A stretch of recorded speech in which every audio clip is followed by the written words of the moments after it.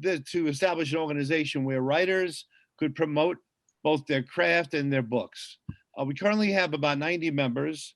In order to join Long Island Authors Group, writers of books will submit their published and self-published books for review.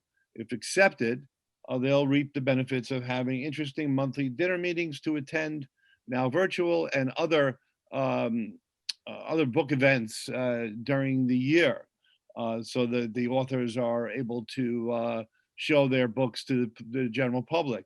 And again, these events, we will probably have some events in 2021 and some more in 2022, so that you look for that. And here tonight, we have Roland Allnach, our president of the Long Island Authors Group, and we have our other authors on the panel as well. And that sort of summarizes the introduction. Okay, and what I'm going to do now is to start having the authors a platform this evening. And what I wanted to find out is, we have a number of questions planned, but I guess for the first question to the first author, Roland, please introduce yourself and include what genre or genres that you write. Yes, hello. Hello, everyone. And first, I would like to extend thank you for joining us this evening. Very excited to be doing the program tonight. As Jeff had said, my name is Roland Allnach. I am currently the president of Long Island Authors Group, but in the rest of my life, I work in healthcare. I've been writing for, well, many years. I started with my first short story when I was 16. I grew up in Kings Park, next to the Kings Park Psych Center, which certainly has played a part of the Gothic element in my stories and surrealist aspects.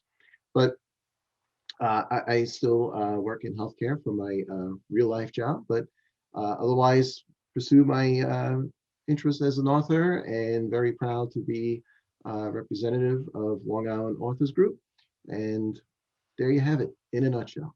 Yeah, Roland, as a follow-up, the genres that you write in, you consider those Gothic, or is there science fiction and others? Well, I blend several different elements. So usually the stories will have one predominant element, whether they be sci-fi or horror, supernatural, but I always try to dig into the darker aspects of the human psyche. Great. And Paula, wanted to get you to give us an introduction for yourself and what the genres are that you write in. Okay. Yes, my name is Paula Groothuis, and I love to rhyme all the time.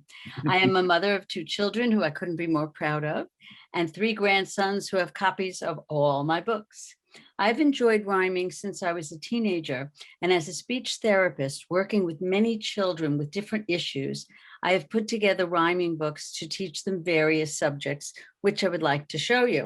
So self-esteem, vocabulary, just learning what vocabulary is, teaching children what they're going to be learning in school, and this is for a little bit older children, back to school, future careers, and us all getting along in the world, listening to your parents and teachers, and following all the rules about being polite and respectful to everyone.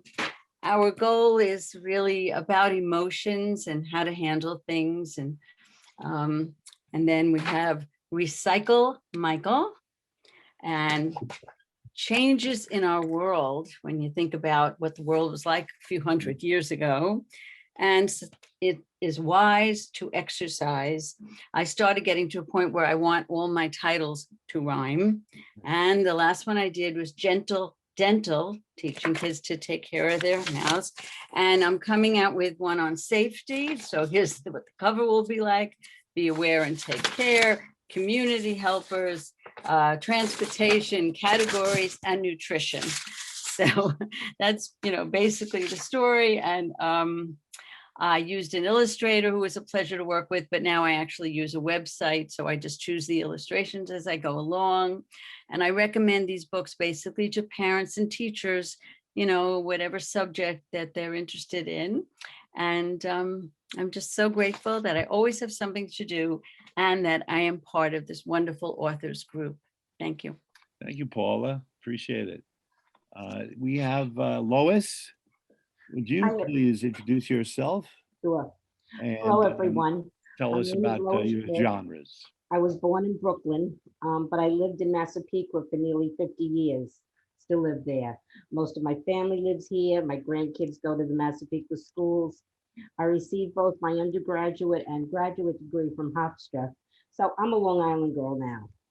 I write mysteries, specifically a cozy mystery series, which has a wildlife/environmental theme. My first book, Monkey Business, takes place at a zoo.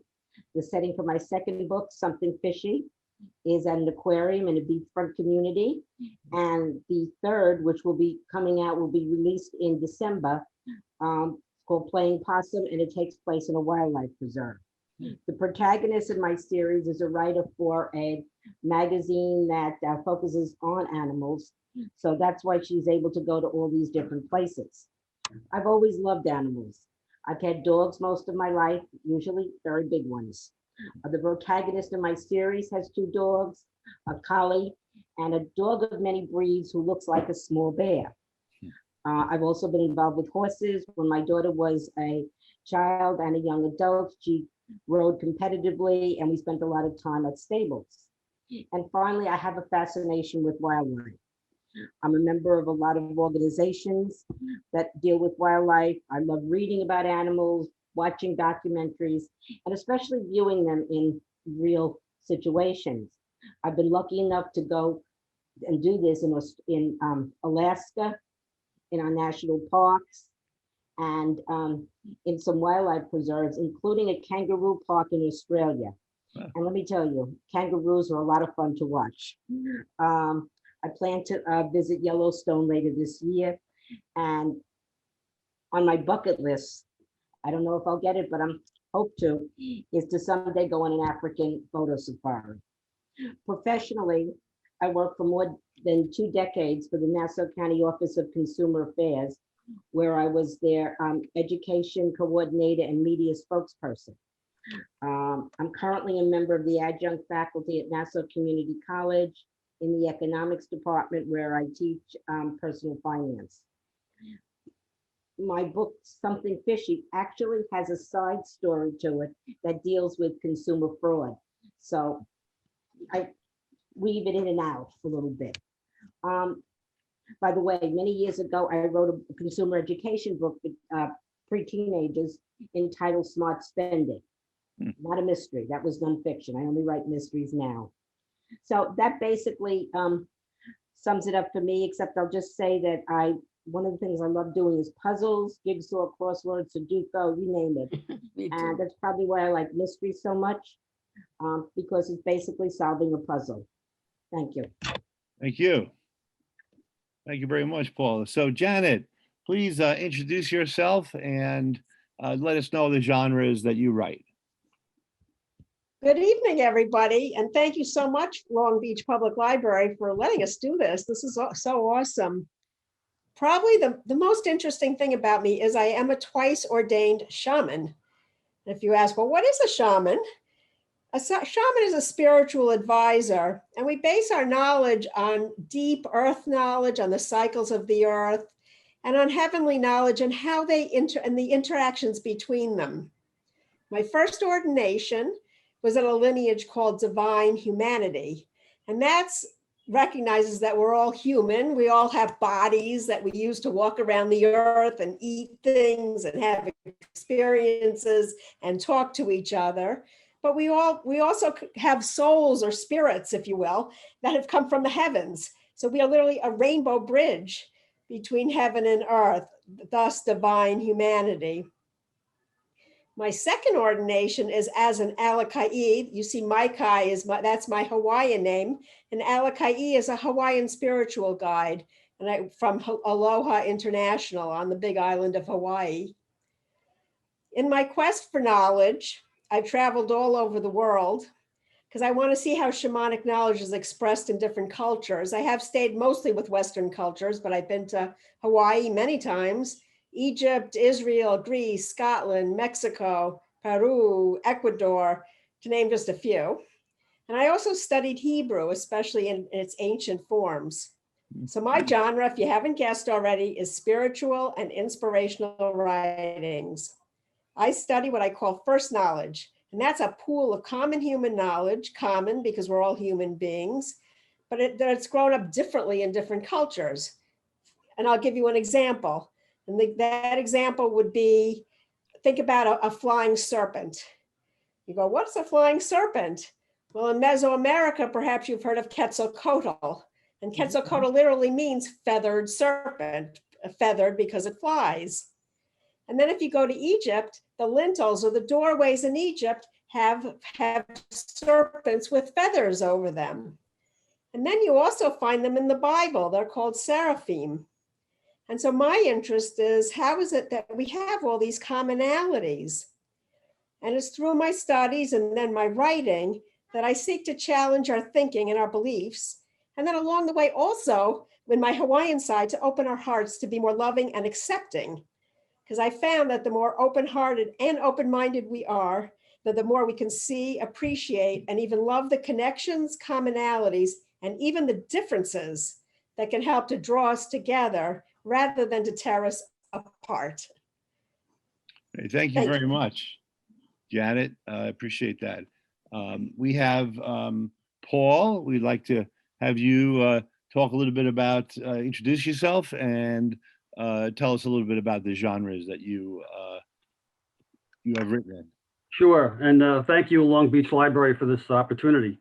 My name is Paul Mila. Back in 2002, I traded in my corporate suit for a wetsuit. So now I'm a scuba diver, underwater photographer, and a writer. I write mostly fiction. I've self-published 5 novels, which would be categorized as adventure thrillers. Also written 3 children's books, which is a series about sea turtles and teaches children about the environmental facts affecting our oceans and sea turtles. That one was traditionally published through Best Publishing Company. And that would be categorized probably as educational fiction or informational fiction. Also co-authored 1 nonfiction book with another diving author, not just about diving around the world, but anything to do with being near or on the ocean, which could include, walking on a beach with your grandchildren, things like that, so that pretty much appeals to anybody who loves the water or the ocean. So that's pretty much what I've been doing, and that's my interest in writing. Hey, thank you, Paul. Appreciate it very much. Okay, so now we have a very, I think, very interesting question to ask the authors. And I guess we're going to start with Roland. Roland, could you just tell everybody what has influenced you to write your first book? You had your first book published. And where do you now get your inspiration from? So Roland, if you could tell us that would be very interesting, I think. Yes, well, as I had mentioned before, I did my first short story when I was all of 16 years old. When I was a teenager, certainly growing up, I was very interested in art. That was my primary creative form of expression. But I found as the years went by that I was literally trying to squeeze more than 1,000 words than my picture could convey. So, and I was also a voracious reader. So it just kind of grew from there. I started realizing that I was reading things and on my own thinking, not as critiques, but just thinking, well, what if the story went this way or the story went that way? And that kind of led me to take a shot at writing, and I moved on from there. Now, my interests at the time were predominantly fantasy and science fiction. But when I was in college and had to start reading a lot of classical literature, I was so taken with the notions of character development and the classical truths of human experience, whether it be through Shakespeare or Homer or all the way up to Kate Chopin. this very wide variety, time-wise, genre-wise. And I try to blend a lot of that together in my writing and just take it and put it in some very strange situations. So it's a lot of fun, and it really is a bottomless jar of creativity for me, because I always feel, as long as I just keep asking myself why or how, something is the way it is, or the way I start with something, the ideas will always carry through. So, like I said, it came from a number of things, but certainly I think at its core, classical literature has a lot to do with it. A big fan of Russian literature, Tolstoy, big fat books. You dig through one of those, and you lived your life in Russia for a little bit. But yeah, so that's how I would define my creative influences and my creative inspirations. Thank you. So is that currently what you're still doing, or there are some other things perhaps in the news, or other things that have influenced and inspired you to write? Or is it very similar to what you've done in the past in terms of? Well, certainly, having worked in a hospital for many years on the midnight shift, I've seen sort of the underbelly of humanity at times, to keep it in very PG terms. But it often allowed me a fly on the wall perspective sometimes of the things people can experience, and how they experience them, and just how profound some of those emotions can be. So certainly that has rolled into my writing. And I think every author at a certain point is a student of human nature and the human experience. So I certainly consider myself in that school, and certainly blend a lot of that into my writing. Very good. Thank you so much. So Paula, tell us about your the writing process. Okay. I'm sorry. Tell us about where you had gotten your inspiration for your first book. Okay. And what do you do now that inspires you to continue to write? Okay, I have a few stories of inspiration. I had printed out like paper versions years ago when I was as a speech therapist, and I would give them out to the children that I was working with. And one day in 2008, at an exercise class, there was a woman selling books who told me how she self-published with a company called Legwork. So I thought about turning my rhyming thoughts into a real book. It was an exciting thought. It was such a thrill to see it turned into a book. I even had a shirt made to go with it. I'm okay. Okay. It was such a thrill. Oh, okay, I said that. I love doing this, and have continued to rhyme many more books, as you saw, particularly since I retired. And certain subjects that I had worked on with children have inspired me to turn them into books. But in addition, I have been inspired to rhyme many other books by different people's suggestions. So that's what I'd like to share with you now. And there were such special moments for me. Different friends actually said to me, oh, write one about emotions, write one about safety, following rules. And even my weight trainer suggested exercise. But a few stories that I'll never forget. I was on a trip to South Africa where recycling signs were everywhere. And I ended up having a conversation with a stranger who told me that her friends had written books about recycling. And I mentioned what I do, and we exchanged business cards. I come back and she sent me the books to give me the ideas of what to include, in my children's rhyming book. So, that was one inspirational thing. And of course, I sent the book to her, and we've been emailing each other a little bit through the years. Another inspiration, my dentist retired, and I went to a new dentist who was very friendly and asking me, what I do, and suggested that I write a book to teach children to take care of their teeth. I brought them a printed copy before I turned it into a book to make sure it was accurate and appropriate, and that's Gentle Dental. And the next time I had an appointment with them, it was just so cute. They came out to the waiting room and said, we're waiting for the author. So I like being treated like that. And I gave out many copies to pediatric dental offices. So it's been really one story after another. And one more with Peace in Our World. I was at a railroad station and a politician, somebody running for office, was giving out flyers. And it was very quiet morning. There weren't a lot of people. So we started talking. He said he wanted to help the world. And I said, oh, I'm writing a children's book to try to help the world, the peace in our world. And he said, if I get elected, bring it to my office. So I did, and he got it out there and honored me at a special breakfast. So my whole experience of doing this has just been one inspiration after another. And That's great. Is there somebody anything? just, Yeah. yeah, somebody just Anything turned that- my peace book into a song, by the way. Okay. I'm done. Yes. Oh, so is that your next inspiration? Writing children's songs? I'm not sure. I'm Yeah. not sure. Okay. Thanks so much again. Thank you. Appreciate your time. And okay, Lois, if you could please tell us the inspiration that you had to write your first book and what your inspiration is now. Sure. I was influenced by my love of mysteries and my love of animals. It was inevitable that I would combine the two in a book. I became hooked on mysteries, I think, since I read my first Nancy Drew, which was probably at about age 8. I then moved on to Agatha Christie. I do read other types of books, thrillers, biographies, but the cozy mystery has always been my favorite. One of the people who influenced me is Agatha Christie. She had a definite impact because I love the way she plants clues. They're always there for the reader to find, but they're not obvious. You may or may not see them. And that's what I try and do with my books, give the reader a puzzle to solve.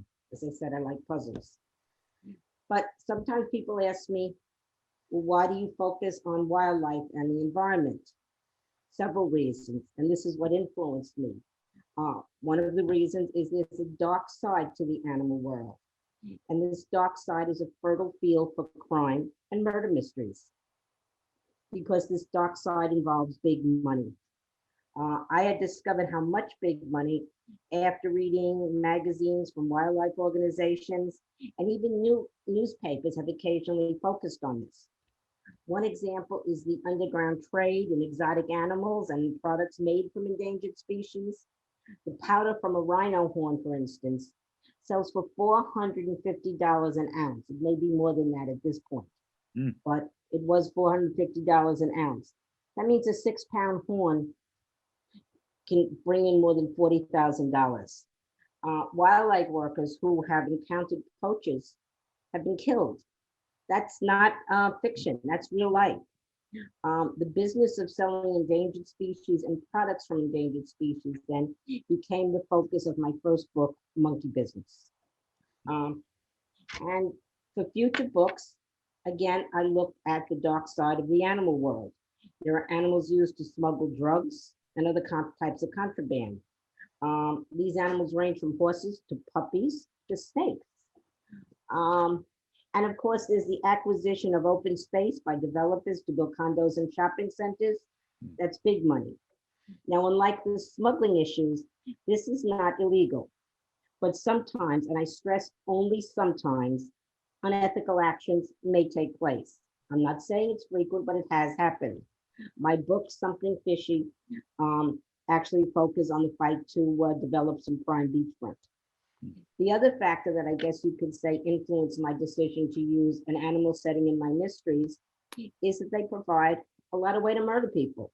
I'm writing murder mysteries. When I was reaching material for my book, Something Fishy, I was amazed at all the deadly creatures in the sea. You know, we always think of the shark, but there's also stonefish and sea snakes and the box jellyfish. And you're probably all familiar with the line from The Wizard of Oz, lions, tigers, and bears, oh my. Well, zoos have lions, tigers, and bears, as well as wolves, hippos, crocodiles, and snakes. Zoos, aquarium, wildlife centers, they lend themselves to danger and are perfect settings for murder mysteries. One thing that I want to point out, however, is my books are first and foremost mysteries. That what I hope the reader considers are good stories and with interesting characters and a murder or two to solve. But I also try and convey a message in my books. I believe in this statement that once a species is gone or land is gone, it's gone forever. I try to make that point. That's why I call my books The Animal Lover's Mysteries. So this is what influenced my first book, Monkey Business, and my second book, Something Fishy. I have something fishy here. Yeah. You see it? And I'll continue, and it will probably continue to influence me as I write. My upcoming book, Playing Possum, involves murder, some missing animals, and other nefarious crime, but it also looks at some of the hazard caused by humans that wildlife face every day. And it's going to delve into the horrors of puppy mills too. As I read the news, I may come across an article on page 17, on page 25. They're never a front page story, but there are articles every so often in the middle of the back of the paper involving cases of animal exploitation. When I see those articles, I cut them out and I ponder them as possible ideas for future stories. So to sum it up, the mysteries of Agatha Christie influenced me as to the genre, and my interest in animals affected me as to the focus of my mysteries. Thank you, Lois. That's very interesting. And Janet, please tell us what influenced you when you wrote your first book and what continues now to influence it and inspiration that you get now. Can everybody hear me? 'Cause Yes. a lot of people look frozen on my screen. Okay, I'll just go. Okay, so I was called to the shamanic pathway, and through that to my writing for many reasons. Mostly it started with my own healing, but what I really wanted to do was to live a life more fully, more lovingly, and to understand myself more. In Delphi, which was an initiation center, above Apollo's temple was a sign that says "Nothi Seatan," know thyself. And so using that as my guiding principle, I set off on a quest. It's turned out to be a lifelong quest. And I've been walking this path consciously for 25 years now, and I'm far from done. In fact, I seem to just be getting started. And so it's my passion to find those hidden connections between cultures and that point us to ancient wisdom. Knowledge that's sometimes hiding in plain sight, or sometimes just lost in translation. I talked about Quetzalcoatl. Here's another example. The name Eve in the Bible is Hawa or Chava, and Chava means life. In Genesis 3:20, it says, and Adam called his wife's name Eve because she was the mother of all living. And as you may remember, there are two trees in the Garden of Eden. One tree is the tree of knowledge. And do you know what the other tree is? Do you remember? No. It's the tree of life. It's the same name as Eve. It's her name, it's her tree. And this is no accident, because in the Levant or the Middle East at the time, there were always images of goddesses and trees, and she was always freely offering gifts to her people. Here, in fact, I just found this like 5 minutes before we started. This is an image from Egypt. And that's the pharaoh suckling from the tree. This is an actual image from Egypt. And here's another one. This one is from a tomb of Pashedo. See the goddess and the tree feeding the person? Those were very common symbols, not only in Egypt, but in Sumeria as well, which was north of Israel. And so I'd ask you to just use your imagination. Can you imagine how our culture would be different if the gifts from the tree of life were not seen as a sin, but were given to humankind freely and as a loving gift from a goddess? How would we be different if we hadn't separated out the female as so obviously sinful and so early and so foundational to our culture? In fact, the theologian Matthew Fox coined a lovely phrase. Instead of original sin, he calls it original blessing. And if we go to the Hawaiians, we would say original love. And isn't that what we all want for ourselves and for our loved ones? So this is the pathway that inspired me to write my first book, which is called One Gods. And I love that book, but I found that readers were struggling with the concept. So I wrote 2 other books to break the concepts down into more digestible units. When Eve Was a Goddess. And this one has actually recently been translated into Spanish. Cuando Eva era una diosa. And the other book is, When Moses Was a Shaman. Yeah. I use techniques of storytelling. In these books, I use techniques of storytelling and what I have come to call spiritual forensics, where I delve into ancient word usage, such as Eve, and cross-cultural knowledge, such as Quetzalcoatl, to uncover those ancient bits of wisdom. I feel like a detective there when I do that, and I love it.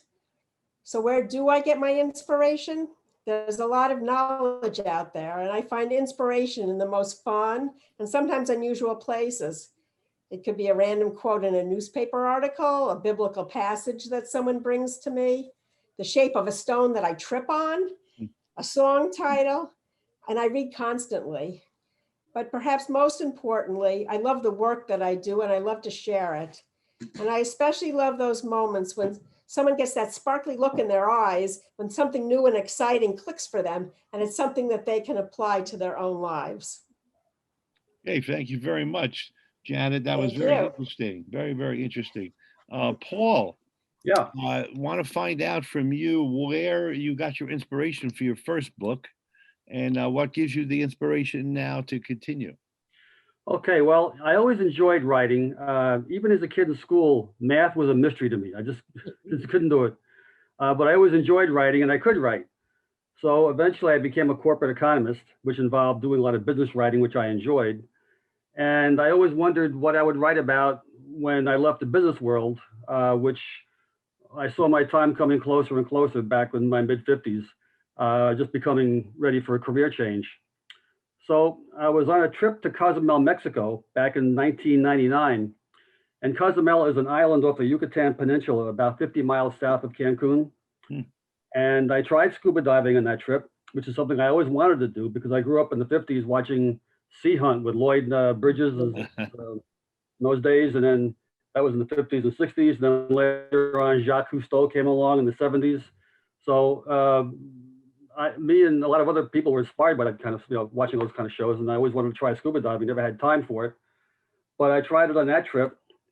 And I finally experienced everything I wanted to see. The beauty of the undersea world and the creatures who inhabit that world, colorful sponges, corals, fish. It was just an amazing experience.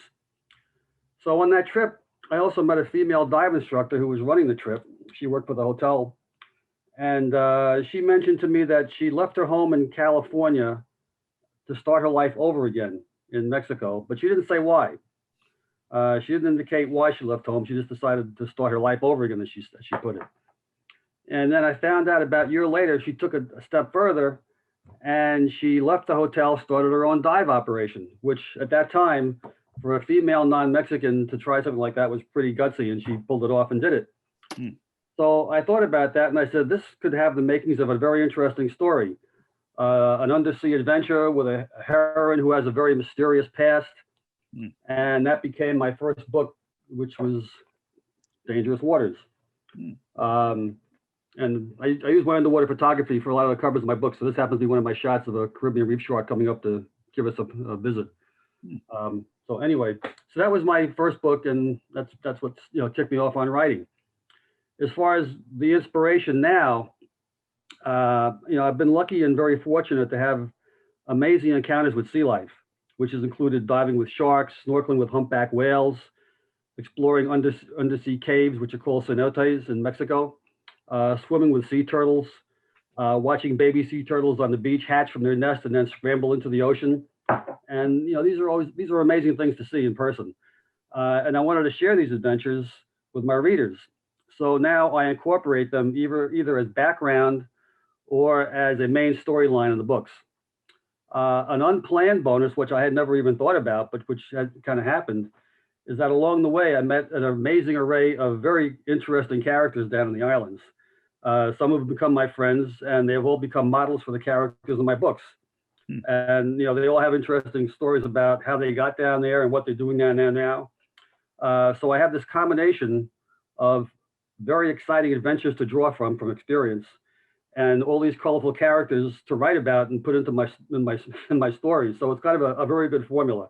So that's what kind of keeps me going, and that's why I really enjoy writing, and that's hopefully I'll keep getting more inspiration. Yeah, absolutely. Thank you very much. Okay, now we're going to go to a very, I think, very interesting question. Is I guess I'll pose it to Roland. Tell us about your writing process. Okay, is it the same time each day? Is it or is it more casual? You do it on longhand or a laptop, or should give us that idea. I think that would be very interesting. Sure, it's a bit of a random thing for me. When the creativity hits, when I start to put the sentences together in my head, I will look down to sit and actually write it all out. Unfortunately, I don't have a whole lot of time to write.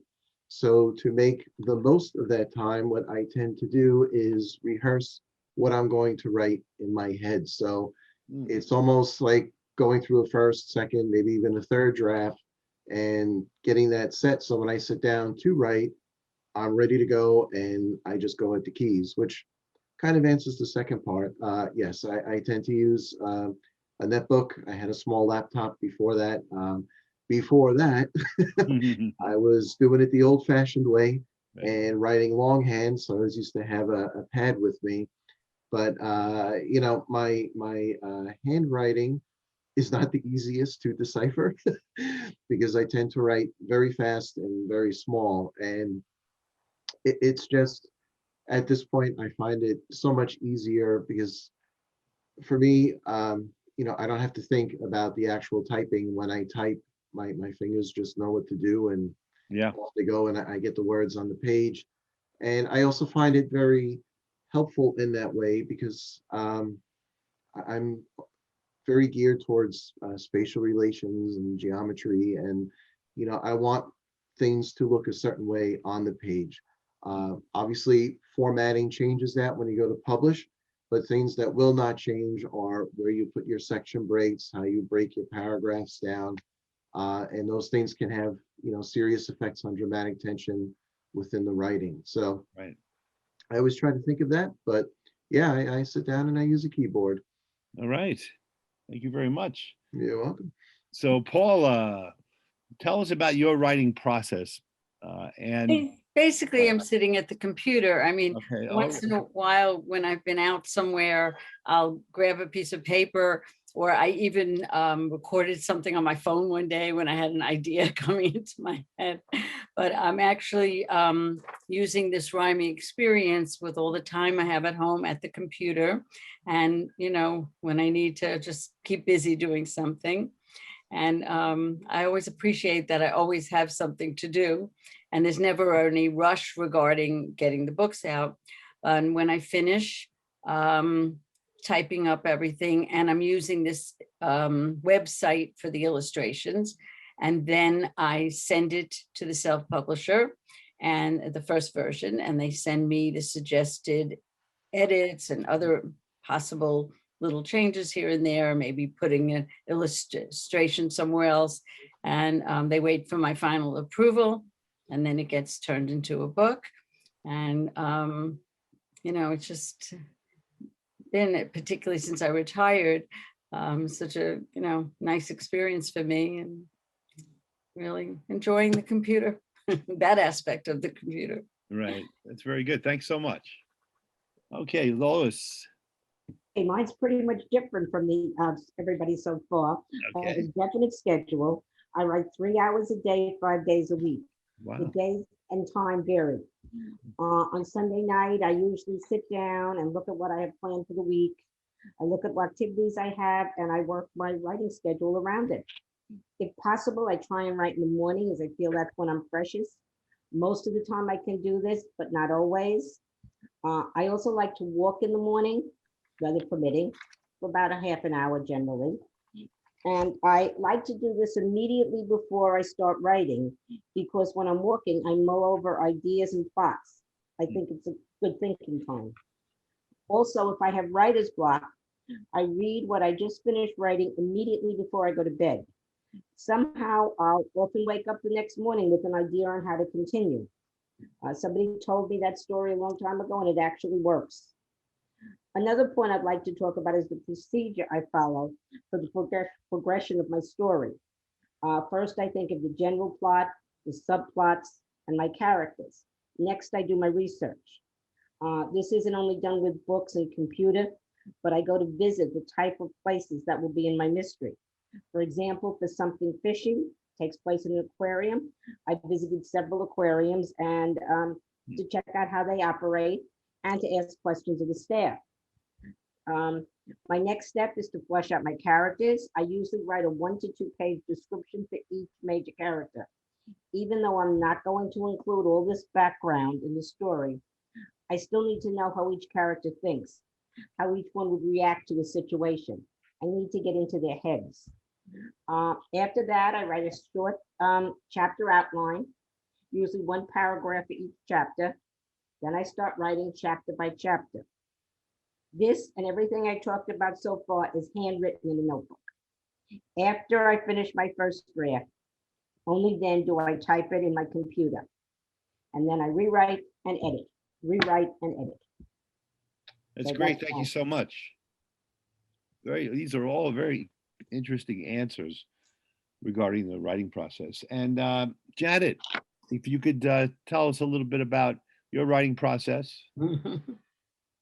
I have to thank Lois for that idea of reading something before you go to sleep and then figuring it out in the morning. I love that. Yeah, we were taking notes here, Lois. Thank you. But for myself, it's pretty simple. I always carry a little notebook in my purse. So when inspiration hits, I'm just ready to write stuff down. I tend to write in the morning because the concepts I deal with are very complicated concepts, and I have to hold a lot in my brain and then be able to express it in a way other people can understand my thought process. And in the mornings, I just find I'm clearer. But really, I'll write any time of the day or night whenever I get inspired, and I do get inspired a lot. So thank Okay. you. Thank you very much. And My brilliant friend Janet over here. That's why the lights went out of and my you're house. on, So I thank could be with God. my brilliant friend Alice, you Janet. got the And power back. Very, very good. So if you And want I'm just to take the grateful to next, see her, my brilliant friend Alice. let me know, Alice, if you want to take the next question. We're going to finish with Paul, so it's up to you. Okay. Okay. Yeah. So Paul, if you could please tell us your writing process, and is it is it longhand? Is it laptop? Is it some other means? Well, I never know. After I finish a book, I'm pretty sure that's going to be the last book I ever wrote, because I have no idea what else I could write. But something happens along the way where I come across a story. I find an interesting object someplace, and before you know it, the wheels begin to turn, and I begin to formulate some kind of a story about how all this could fit into some kind of an adventure.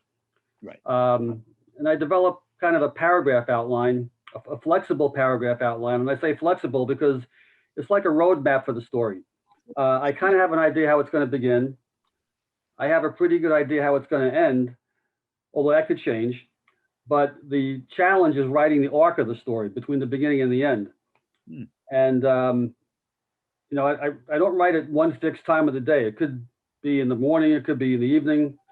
Depends on when and where I get the inspiration to write. Sometimes I'll keep a notebook by the bed because all of a sudden in that twilight state, you kind of think of some solution to a problem that you would think you couldn't solve the night before or the day before. And you say, oh, here it is, very easy. And you kind of jot it down quickly. Sometimes a nice walk by the beach helps to clear your head and get some ideas and things like that. So that's pretty much what I do. I use a computer, usually a laptop, could be a desktop, but I don't do too much writing longhand. I just like to get it down on a computer and plug away. Got it. Thank you. Thank you very much. So that was great responses from the authors on the questions. I'd like to bring in Alice Labby, the co-moderator, for the next question.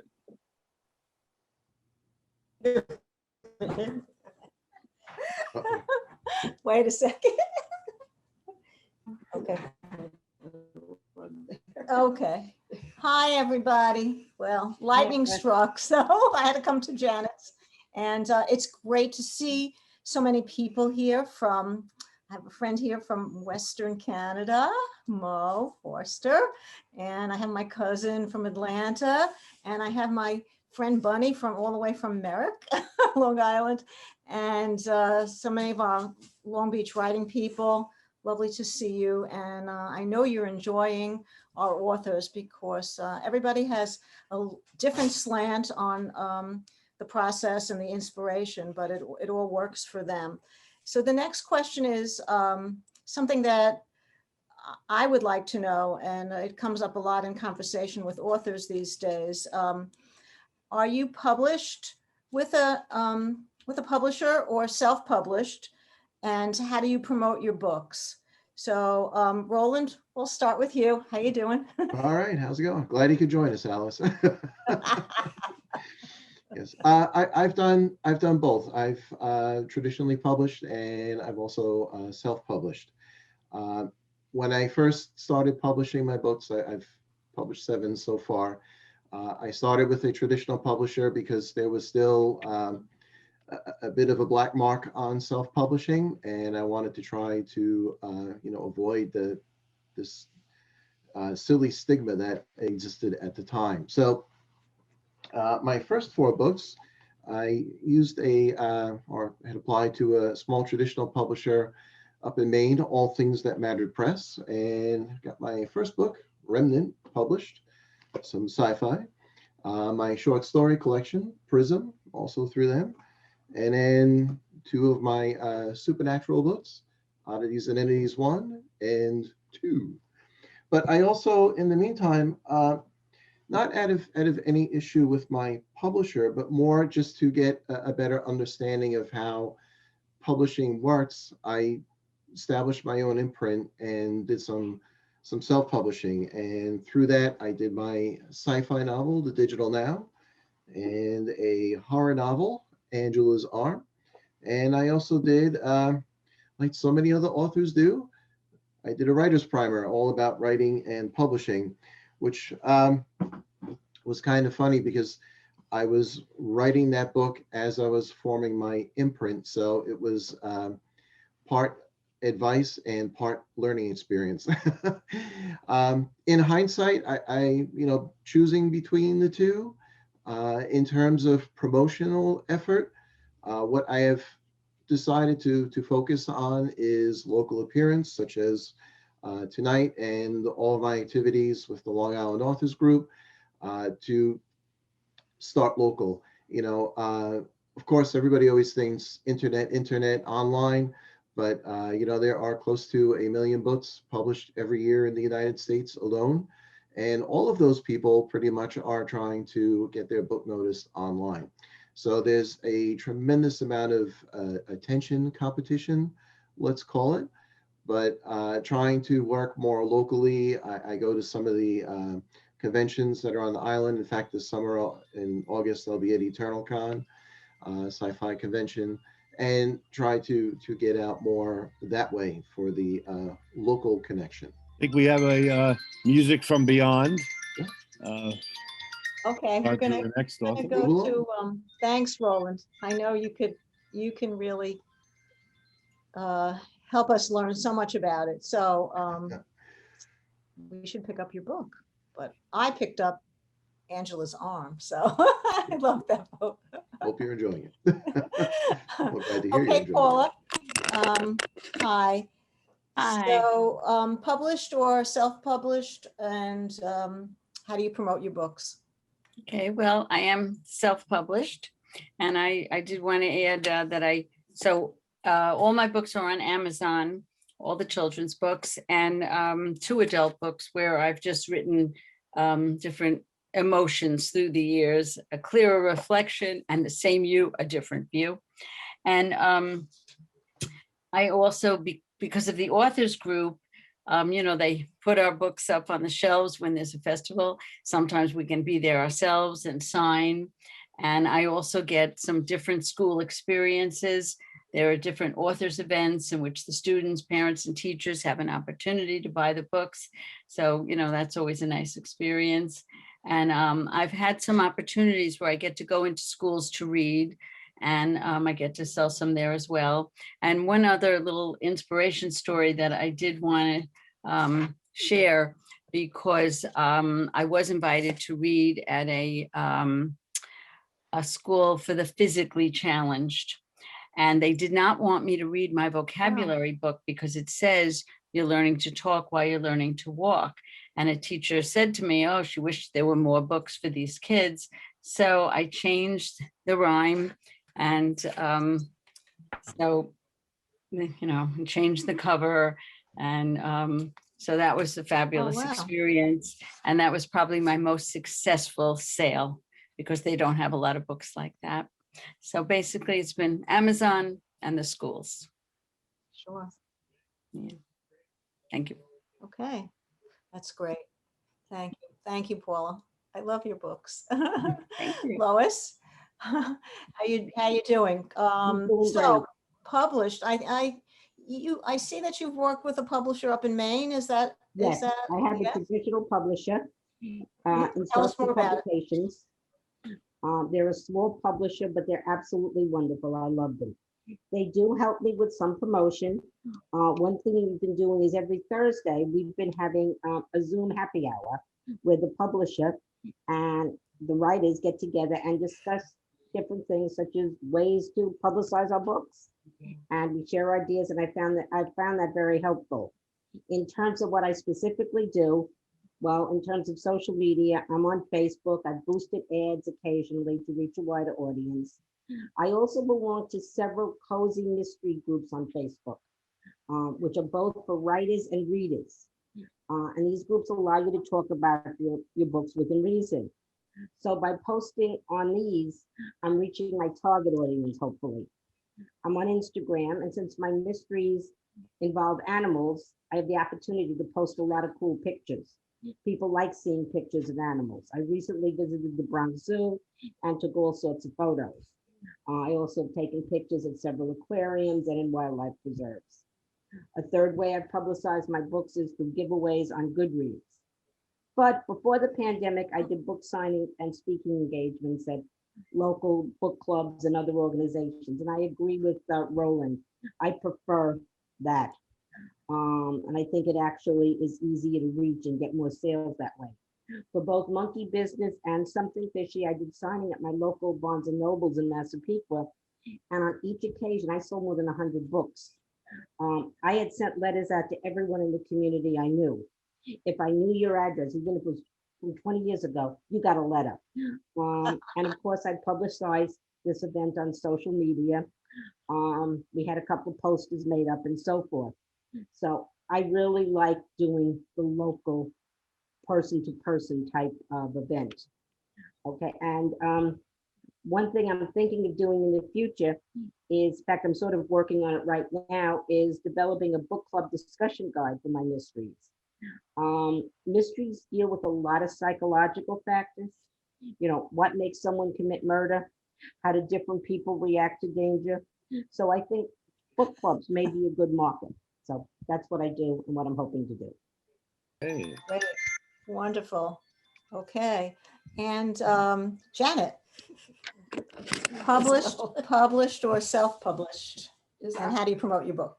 Well, I'm self-published, and I promote my books by doing events like these. And I thank Alice and Roland and Jeff for having wonderful, been fabulous at giving us opportunities. I also do workshops where I present exercises that allow participants to experience some of the teachings of my books. We do sometimes meditation, chants, work with symbols. I even have a portable labyrinth, so we could do labyrinth walks. And I write for a third-party blog. It's called feminismandreligion.com. And by that way, I've made a lot of not only done a lot of networking, but it gets my voice out in the world. Sometimes I write poetry or short stories, which I've placed into anthologies. And very occasionally I'll do ads. Okay, great. All righty. So our last question for this evening, and I think we have to get Paul. Paul. Paul Right. has. Paul, oh no, Paul, Here, I'm here. sorry. And you have a lot to say because I know you work with a publisher. I'm going to talk. I've met fast. I only her. have 2 minutes on this And one. so But, tell us about your publishing experience and your okay. promoting. Okay, my 5 novels have been self-published, Oh. but my children's stories have been published by Best Publishing. That was Harry Hawksbill, Gracie Green Turtle Finds a Beach, Larry Loggerhead Goes to the Sea Turtle Hospital. So that's been my experience with publishing and through myself and also through a publisher. It's been very different, but I think one thing we've all learned is that writing a book is the easy part. Promoting yourself and your books is the tough part. And I found using a multi-prong approach has kind of worked for me pretty well. First, obviously, having a website that's pretty functional, that points to Amazon because that's the trusted name that people prefer to buy from. It also, they have a button where they can click and get to me directly if they want to buy a book from me that I can sign and send to them. So it functions both ways. So that's very important. Developing an author platform where you can kind of keep your readers engaged and build a following is very important. It's been important for me. And what I've done is publish a monthly newsletter called the Seagram. And the trick there is not to be too self-promotional. You want to give people good information, they'll enjoy good content. And then, oh, by the way, these are the books I write. So if I come across too heavy on the books, I'll see a few people unsubscribe. But if you make it relevant to them and enjoyable and whatever, they'll stay with it. And by the way, here's my book. So they get the subtle message that way, a little more subtly. That Seagram has about 1,000 readers, and I have an open rate of about 50%, which for a newsletter is pretty good. I take every opportunity I can to speak at libraries and schools. I put together video presentations based on the books, which is very enjoyable. Kids have lots of questions, or adults have lots of questions. And it's a great opportunity to sell the books, obviously, after the presentation. And I also attend book signing fairs where you can actually sell books directly to people, which is the most fun, because then you actually engage the people you're gonna read your books. And it's tremendously, I think, gratifying when they want you to sign the book for them. I get a kick out of it. So I think that's really pretty cool. I think we all do. Also, I use creative giveaways, which I find have a post-event effect. Like if I go to, am I done? Is that 2 minutes already? As the time tone. Yeah. That was fast. You can finish your sentence. Well, We'll let I you. would say that on the post-event effect, I found a post bounce. In other words, you might sell a few books at an event, but people, they'll take my mouse pads, coasters, things like this, and they take them home. And I guess they kick around with them and they say, oh yeah, let me check out this book, this website. So I'll see about a week or two after an event, a little bump up in sales. So giving away things that are cost effective and don't break the bank, bookmarks, coasters. Coasters are great because they're right by your computer. People have it, they're drinking coffee. Oh, they look at the coaster. Well, let me go to this website. So things like that do have an effect, and the trick is to keep it cost effective. Right, thanks. Good ideas, Paul. Thank you so much. Okay, for our last question, how has the staying home during the pandemic affected your writing? Roland, you want to start us off with that? Sure. I actually had a little bit of a different experience with that because I was working in a hospital, so there was no staying at home. I had to work through it. That was unpleasant and stressful, let's say. So in terms of my writing, yes, it did impact my creativity because the overall exhausting experience did not leave me in a really good state of mind to sit and write. So what I did, I took a couple of weekends and I went upstate and I just did my own little personal writing retreat. I find being in nature, taking a day hike, that's meditative for me, and it clears my head. And once my head is clear, then I can think about all the crazy, weird stuff I like to write. So that worked well for me. And now that things are getting better in the world at large. Also changed my job, which helped a lot too. But yeah, it's a lot easier to concentrate now and maintain that creative momentum. I, for one, don't really believe in writer's block. To me, it's a matter of temporary loss of focus. So if what I'm working on, I don't feel at the moment that I'm inclined to continue with it, I either put it aside and work on something else, or I proofread, or that there's, as everyone can tell you, that there's all sorts of other things you need to do as an author besides write.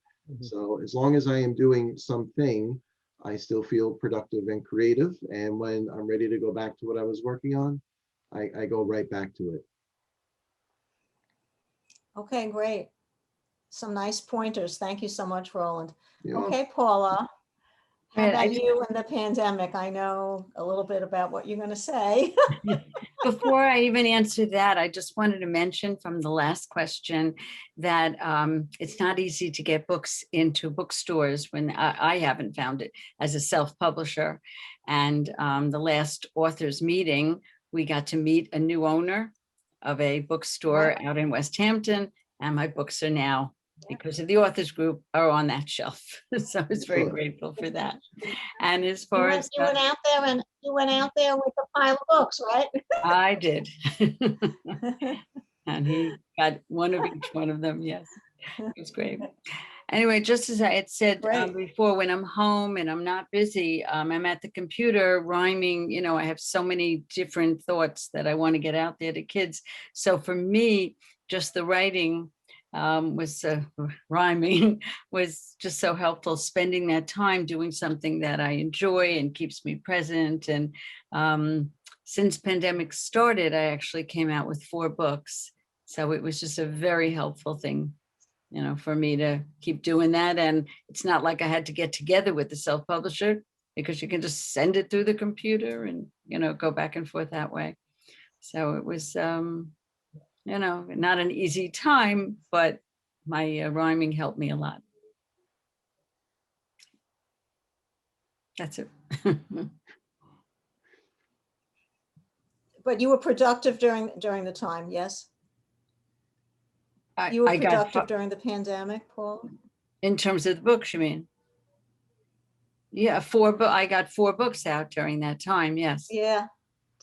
So, you know, again, just, you know, I felt bad for a lot of my friends who had nothing to do, and I was very grateful that I had something to do.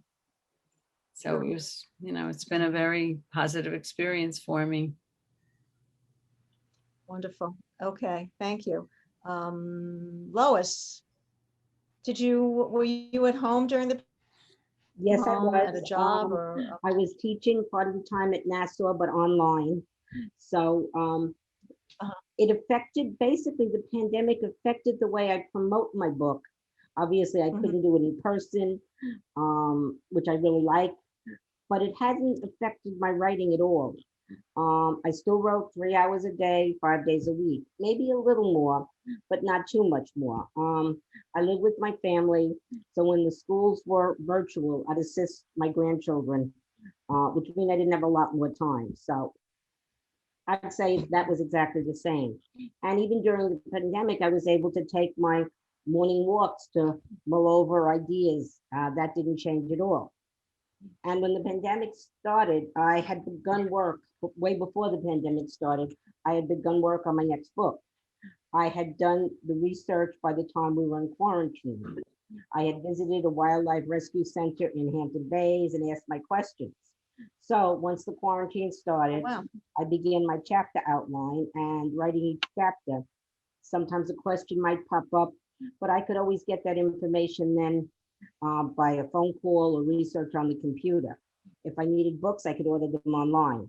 So I'd say no, the pandemic did not have an effect on my writing. It was one of the few things that stayed normal. Okay, that sounds good. Yeah.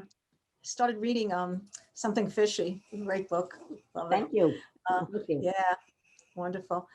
Okay, Janet, so how did the pandemic affect you? Well, for In me, writing and otherwise? the pandemic actually expanded my reach during the pandemic, right at the beginning, in fact, I was invited to become a permanent contributor to that blog post I was telling you about feminism and religion. Had been a guest contributor, and then they asked me to become permanent. It also brought this ever-present Zoom into my life. I've always had a little bit of a fear of public speaking, and with Zoom, I was able to do it like by sticking my toe in the water. And I've been doing some, especially Hawaiian spiritual workshops online.